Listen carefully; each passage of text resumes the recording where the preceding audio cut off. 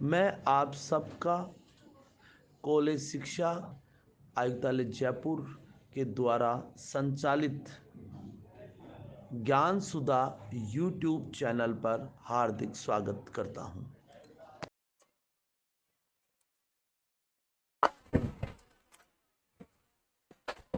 हाँ जी, very very good evening all of you. हाँ प्लीज, अब आप लोग अपनी बातें बंद करके और इधर ध्यान दीजिए। कल आप लोगों का पूर्णतः अवकाश रहेगा बायोलॉजी का, ठीक है ना। मंडे को क्लास रहेगी, मंडे को आपका इकोलॉजी का रहेगा पहले, उसके बाद में आपकी बायोलॉजी क्लास रहेगी, ठीक है ना। मैं भी शायद लगभग लगभग आपकी इकोलॉजी की एक यूनिट होने वाली है, एक यूनिट हो जाएगी आपकी इकोलॉजी की। एक यूनिट आपके 12th स्तर पर है, एक आपके यूजी लेवल पर दिया हुआ है, और फिर एक पीजी का है बायोडाइवर्सिटी का। तो ऐसे करके आपकी 3 यूनिट्स है, ठीक है ना। और आपकी ये जैसे ये यूनिट हो जाएगी डेवलपमेंटल बायोलॉजी के साथ साथ इधर आपकी इकोलॉजी की खत्म होगी, तो आपका एक मेजर पार्ट, काफी चीजें कवर हो जाएंगी आप लोगों की। तो आज हम लोग बात करेंगे, आगे का पार्ट डिस्कस करेंगे। इसमें आप एक छोटे से 1-2 लाइन और मेंशन कर लीजिए, जहां पर आपने मियोसिस फर्स्ट लिखा था। प्राइमरी स्पर्मेटोसाइट में मियोसिस फर्स्ट को रिडक्शन डिवीजन और फर्स्ट मैच्यूरेशन डिवीजन भी कहते हैं। ये मैं शायद लिखवाना भूल गया, मुझे सुबह मैं क्लास ले रहा था तब मुझे याद आया कि यार शाम वाली में तो भूल ही गया लिखवाना। तो उसमें लिख लीजिए फर्स्ट मैच्यूरेशन, मियोसिस फर्स्ट को फर्स्ट मैच्यूरेशन डिवीजन। आपका जो मियोसिस फर्स्ट है, मियोसिस फर्स्ट को फर्स्ट मैच्यूरेशन डिवीजन या इसी को आप लोग क्या बोलते हैं बच्चों, रिडक्शन डिवीजन, प्रथम परिपक्वन विभाजन, या क्या बोलेंगे बच्चों, न्यूनकारी विभाजन। प्रथम परिपक्वन विभाजन और क्या बोलेंगे बच्चों, न्यूनकारी विभाजन। तो ये चीज आप लोग अपने टेक्स्ट के अंदर मेंशन कर लीजिए, ये छूट गई थी बताना।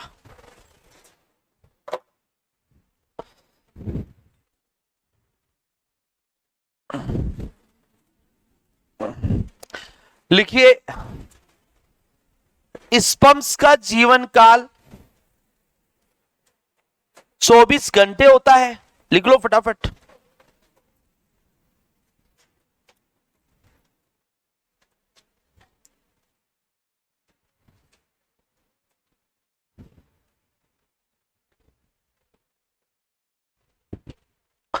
स्पर्म्स का जीवन काल 24 आवर्स होता है। डैशला लिखो। स्पर्मेटोजेनेसिस की क्रिया में, स्पर्मेटोजेनेसिस की क्रिया में यहां पर आप लोग बताएंगे 74 डेज लगते हैं। देखिए वैसे हम लोग कई जगह पर इसको 65 से 75 डेज भी पढ़ते हैं, है ना। और ह्यूमन बीइंग में 74 डेज लगते हैं। कितने दिन लगते हैं, 74 दिन लगते हैं, 74 डेज आप ये मेंशन कर लेंगे। कितने दिन करेंगे मेंशन बच्चों, 74 डेज कर लिया बच्चों मेंशन, 74 डेज। फिर लिखेंगे 74 डेज, डैश लगा के नोट कर लीजिए। प्रतिदिन 200 से 300 मिलियन स्पर्म पर डे बनते हैं। एक दिन में कितने स्पर्म बन जाते हैं, 200 से 300। देखिए बनने की प्रक्रिया तो पहले से प्रारंभ है, लेकिन एक दिन में कितने बन रहे हैं, कितने मैच्योर हो रहे हैं, तो 200 से 300 मिलियन। 200 से 300 मिलियन स्पर्म।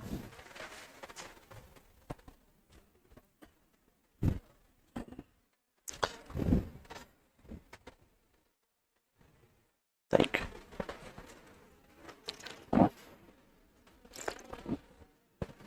आप लोगों की भी व्यवस्था करवानी है क्या? अरे भैया सुन,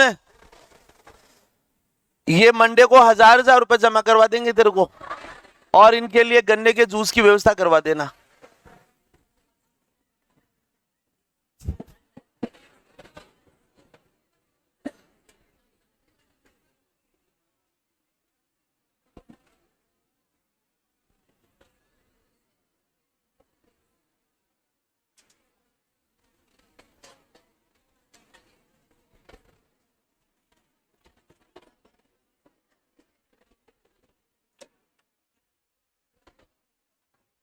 ठीक है ना, मैं कह दूंगा नीचे, उससे बढ़िया गन्ने वाले का घर परिवार भी चलता रहेगा, ठीक रहता है। फिर लिखिए स्पम्प की लंबाई 64 माइक्रोन मीटर, 64 65 लिख लो, 65 माइक्रोन मीटर शुक्राणु की लंबाई, और शुक्राणु का डायामीटर 2 माइक्रोन मीटर होता है। कितना होता है? 2 माइक्रोन मीटर, 2 माइक्रोन मीटर होता है।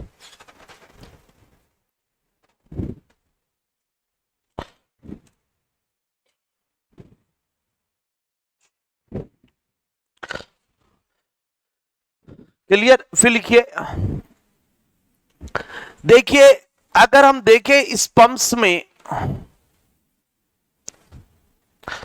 जो 40% इस पंप्स है ये हाईली एक्टिव होते हैं और ये डैमेज हो जाते हैं। डैमेज का मतलब नष्ट हो जाते हैं। केवल 60% इस पंप नॉर्मल एंड वायबल होते हैं, यानी कि सामान्य एवं जीवित होते हैं। केवल 60% शुक्राणु सामान्य और कैसे होते हैं? वायबल होते हैं। 60% शुक्राणु नॉर्मल और कैसे होते हैं? वायबल होते हैं। 40% स्पर्म आपके हाईली एक्टिव और कैसे हो जाते हैं? डैमेज या नष्ट हो जाते हैं। मिटा दूं?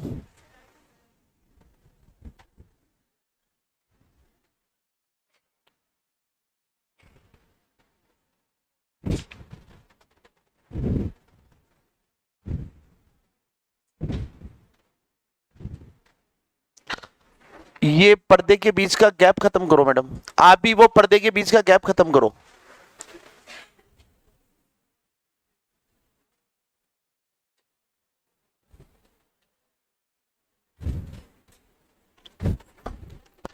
अब आप इधर ध्यान दीजिए, नेक्स्ट बात करते हैं बच्चों।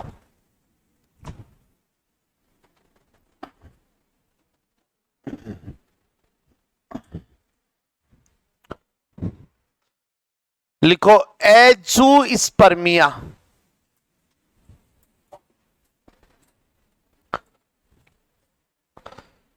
सीमन में, वीर्य में स्पर्म एब्सेंट हो।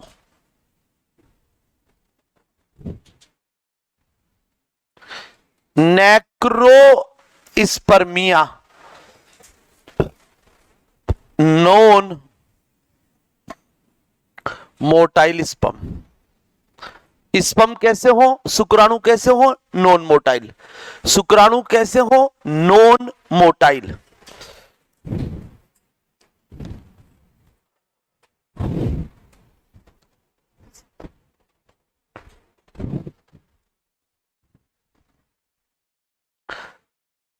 एस्थेनो स्पर्मिया, लेस मोटिलिटी ऑफ स्पर्म, मतलब स्पर्म के अंदर मोटिलिटी क्या हो? कम।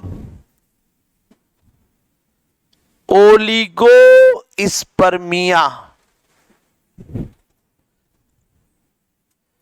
सीमन या वीर्य में स्पर्म्स की संख्या कम हो। ओलिगोस्पर्मिया।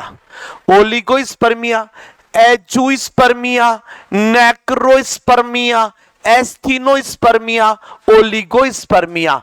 एजुस्पर्मिया का मतलब वीर्य के अंदर शुक्राणु अनुपस्थित हो। नेक्रोस्पर्मिया का मतलब नॉन मोटाइल स्पर्म, और एस्थीनोस्पर्मिया का मतलब लेस मोटिलिटी रखता हो, शुक्राणु में गतिशीलता कम हो। और ओलिगोस्पर्मिया, बोलिए सब, बोलो, एजुस्पर्मिया, नेक्रोस्पर्मिया, एस्थीनोस्पर्मिया, ओलिगोस्पर्मिया। कौन कौन से हैं? Azoospermia, नेक्रोस्पर्मिया, asthenospermia, oligospermia. एजू का मतलब सीमन में एब्सेंट, नेक्रो का मतलब एन फॉर नॉन मोटाइल, याद कर लो। एस्थीनोस्पर्मिया का मतलब लेस मोटिलिटी। ओलिगो का मतलब क्या होता है? कम, यानी शुक्राणु की संख्या क्या हो? कम हो। फिर बच्चों उसके बाद में लिखेंगे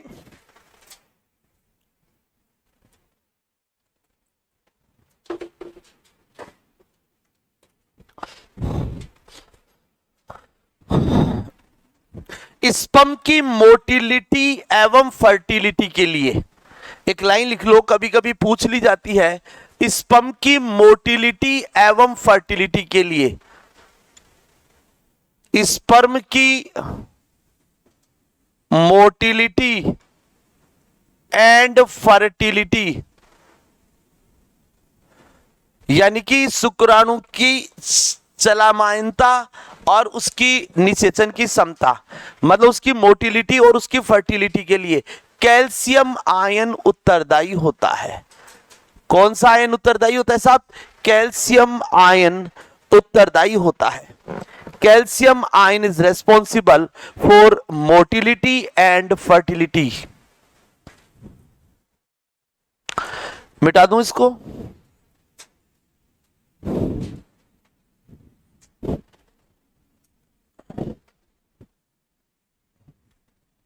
आगे आइए,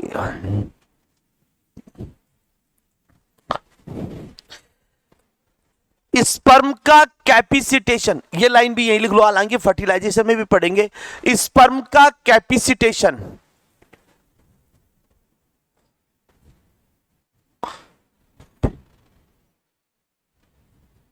स्पर्म का योग्य तैयारजन,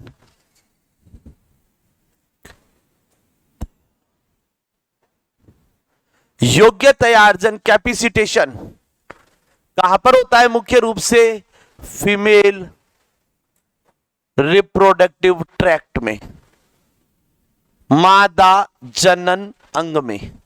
कहां पर होता है बच्चों? मादा जनन अंग में।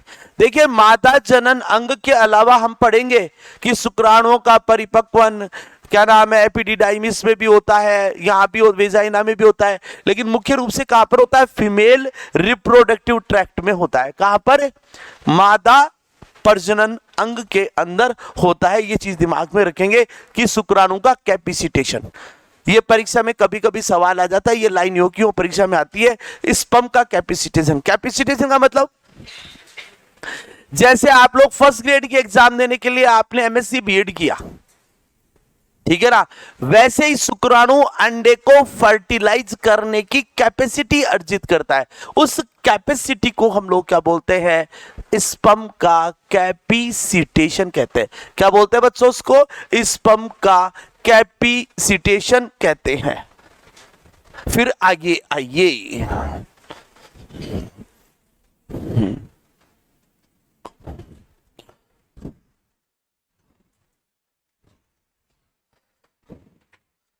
सर इधर भी चले जाते हैं लिखते लिखते? आप बोल दिया करो, नहीं तो वो बेचारे ऑनलाइन वाले वो याद दिला दिया करो आप।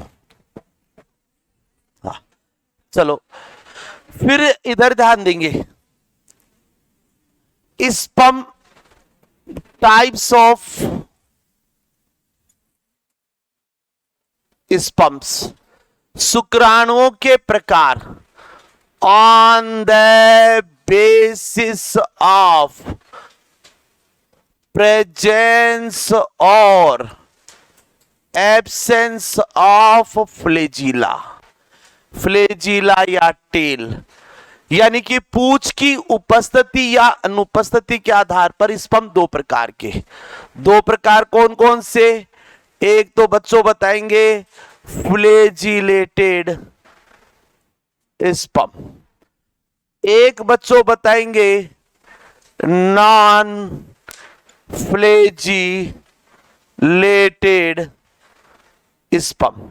यहां पर टेल या फ्लैजिला एब्सेंट होती है, यहां पर टेल या फ्लैजिला प्रेजेंट। ये बच्चों तीन प्रकार के होते हैं। कौन कौन से? मोनोफ्लैजिलेटेड यानी कि एक कसाबी शुक्राणु। कौन से होते हैं बच्चों? बाइफ्लैजिलेटेड यानी कि द्विकसाबी शुक्राणु। एक कसाबी, द्विकसाबी, और यहां पर आप लोग बताएंगे बच्चों यहां पर क्या बनेगा? कॉन्जुगेटेड स्पर्म, कॉन्जुगेटेड स्पर्म, सह युग्मित शुक्राणु। एक कसाबी, द्विकसाबी। देखिए जहां पर एक फ्लैजिलम पाया जाए, एक फ्लैजिलम या एक टेल उपस्थित हो, एक टेल या क्या पाई जाए बच्चों? एक फ्लैजिलम उपस्थित हो। क्या हो? एक टेल या एक फ्लैजिलम उपस्थित हो।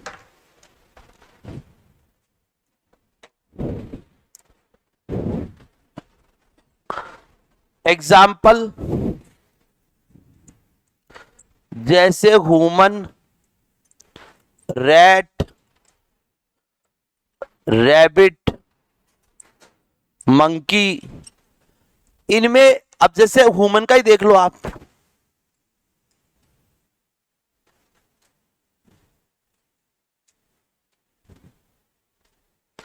बनाते हो ह्यूमन का शुक्राणु, तो यहां पर एक कसाब पाया जाता है, एक पूंछ पाई जाती है। अगर एक कसाब है यानी कि मैं अगर चाहूं तो इसको ऐसे भी बना दो। ये लीजिए साहब, कितना? एक कसाब प्रेजेंट है किसके अंदर? Human, rat, rabbit, monkey. Biflagellate बनाए। अब जैसे हमने ये बनाया, ये बाइफ्लैजिलेट हो गया। ये कैसा हो गया बच्चों? बाइफ्लैजिलेट। किसमें पाया जाता है? ऑप्सेनस के अंदर। किसमें? टोड फिश में। यहां पर दो कसाब पाए जाते हैं, यहां पर दो टेल प्रेजेंट है, तो द्विकसाबी हो गया। कॉन्जुगेटेड स्पर्म की बात करें, यहां पर स्पर्म के हेड आपस में चिपक जाते हैं। जैसे मैं बनाऊं इसको,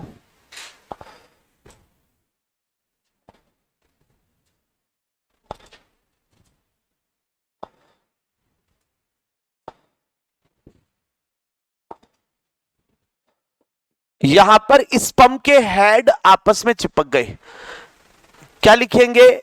ग्रास होपर में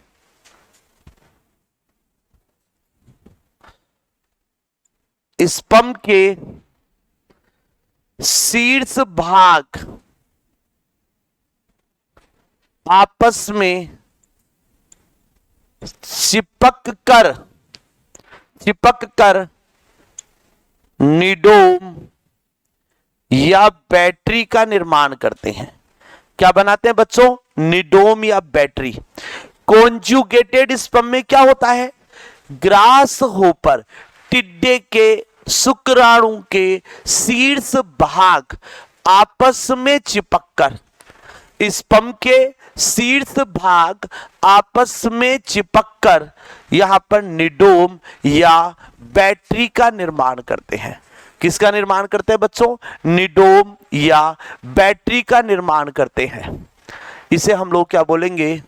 कॉन्जुगेटेड स्पर्म कहते हैं, संयुग्मित शुक्राणु। यहां पर स्पर्म के शीर्ष भाग आपस में चिपक जाते हैं, क्या कहलाते हैं? कॉन्जुगेटेड स्पर्म कहलाते हैं। लिख लिया बच्चों? क्या हो गया? हो गया सबका? इसको क्या बोलते हैं बच्चों? निडोम या बैटरी, ठीक है ना। एग्जाम्पल क्या हो गया इसका? ग्रास होपर, टिड्डा। नॉन फ्लैजिलेटेड, जिनमें टेल एब्सेंट है, एग्जाम्पल के लिए बच्चों एस्केरिस। एस्केरिस का जो शुक्राणु है वो कुछ इस प्रकार का होता है, और मूवमेंट के लिए इसमें क्या पाया जाता है? सूडोपोडिया पाया जाता है, कूटपाद। गमन किसके द्वारा करता है? कूटपाद। ऐसे ही क्रेफिस, एस्टेकस, क्रेफिस का जूलॉजिकल नेम क्या होता है? एस्टेकस। इसमें भी स्पर्म जो है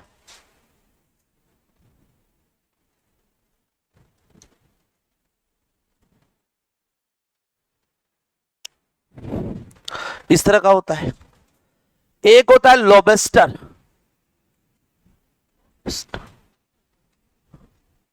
लॉबस्टर, एस्केरिस, क्रेफिस और लॉबस्टर। इनके अंदर, स्पर्म के अंदर कसाब या टेल नहीं पाए जाते, इनको नॉन फ्लैजिलेटेड स्पर्म कहते हैं। तो बच्चों स्पर्म को हम फ्लैजिला की उपस्थिति या अनुपस्थिति के आधार पर दो भागों में बांटते हैं। फ्लैजिलेटेड स्पर्म, एक बनाते हैं non flagellated sperm. Flagellated sperm में आप बताएंगे टेल और फ्लैजिला प्रेजेंट है। एक कसाबी, द्विकसाबी और सहयुग्मित। यहां पर एक कसाबी में बताएंगे एक फ्लैजिला पाई जाती है, द्विकसाबी में बताएंगे दो कसाब पाए जाते हैं, कॉन्जुगेटेड स्पर्म में बताएंगे यहां पर स्पर्म के शीर्ष भाग आपस में चिपककर निडोम या बैटरी बनाते हैं। क्या कहलाते हैं बच्चों? क्या कहलाते हैं? Conjugated sperm. Example grass hopper. और नॉन फ्लैजिलेटेड स्पर्म के एग्जाम्पल क्या बताएंगे बच्चों? क्या देंगे? एस्केरिस, क्रेफिस और लॉबस्टर। क्लियर? वो अपनी क्लास में एक मैडम थी जिनकी शादी हुई थी, अभी वो नाम बोल रहा हूं मैं, कहां गए वो मैडम? हाँ, खड़े हो ना एक बार आप।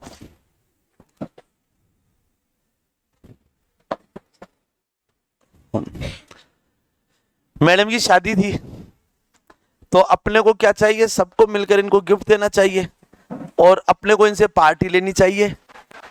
कायदा बनता है नहीं बनता है? क्योंकि ये भी तो अपना एक परिवार ही है। तो मैडम आप तो तय करो कब पार्टी दोगे, परंतु शर्त है जोड़े से आना पड़ेगा। क्यों, गलत है क्या? है मैडम? पक्का? मैडम जोड़े से आएंगे, ठीक है ना? और आप लोग तय करना। ऋषभ जी आपको जिम्मेदारी दे देते हैं, और खड़े हो जाओ ऋषभ जी, आप भी खड़े हो जाओ यार। अब पार्टी ऋषभ को भी देनी है, और ऋषभ भी जोड़े से आएगा, बुला लेना, ठीक है ना? शादी नहीं हुई, अभी एंगेजमेंट हुई है, लेकिन अपन अभिनंदन तो कर ही सकते हैं, आशीर्वाद तो दे देंगे, बेस्ट विशेष तो दे देंगे हम सब मिलकर, ठीक है ना? तो आप दोनों तय कर लेना एक दिन ही, दोनों एक दिन ही हो जाएगी, मिलकर कर लेना दोनों, जिस पर भारी भी नहीं रहेगा, और हम सब मिलकर आपको कुछ ना कुछ दे देंगे, ठीक है ना? इसके लिए नीला मैडम आपकी जिम्मेदारी रहेगी, क्या देना है? मैडम देखो पर्सन वर्स, वो मैंने बाद में देखा ही नहीं, मत चला। अरे तो मैडम अभी अप्रैल तो चल रही है ना, तो मैडम जाने वाली टाइम पर ही आती है। लास्ट अप्रैल ही है। अभी टाइम है उसमें ना मैडम। क्या हुआ? तो ये अपने जो है, हाँ जोड़े से आएंगे।